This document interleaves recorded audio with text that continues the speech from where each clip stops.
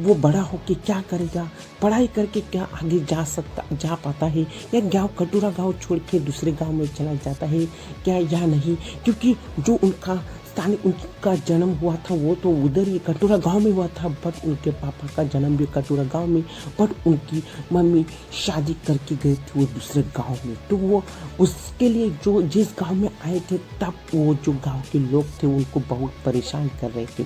तो वो बीमार पड़ गए, उनको हॉस्पिटल में लेकर जाते हैं। पापा की हालत देख के संजू रोने लगता है।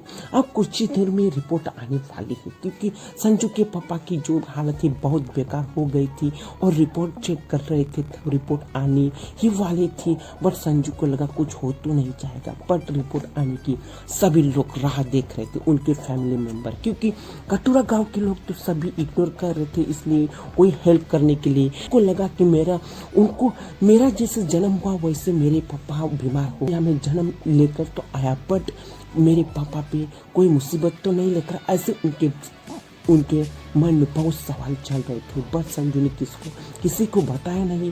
वैसे वो लाइफ चलने दे रही थी और जैसे उनके लाइफ कट रही थी, उनके प्रॉब्लम में चल रहे, बड़े होकर करके दिखाया वैसे मुझे भी दिखाना और कटोरा गांव को भी दिखा के आगे बढ़ना है। वैसे वो आगे बढ़ते चले गए और कटोरा गांव के लोग भी जलते गए। वो फंसता कि वो आगे बढ़ेगा तो हमें मुसीबत में आएगा, इसलिए उनकी जो संजू की लाइफ थी बहुत डरावनी थी, बहुत डरावनी, यानी बहुत उनके जो लाइफ में आकर चले जाते, जैसे कोई वायरस आता है तो उनको वायरस, उनका जो कठिनाई थी वो आते ही बाद में दूसरे के पास चली जाती है। जैसे रिपोर्ट चेक किए वैसे हॉस्पिटल से बाहर उसका बड़ा भाई आए और संजू को बोला कि चलो अभी पापा ठीक हो गए, रिपोर्ट अच्छे आए, पॉजिटिव है तो कोई प्रॉब्लम नहीं है। तो संजू भी खुश हो गए और संजू भी खुश हो गया, उनके फैमिली मेंबर भी खुश हो गया।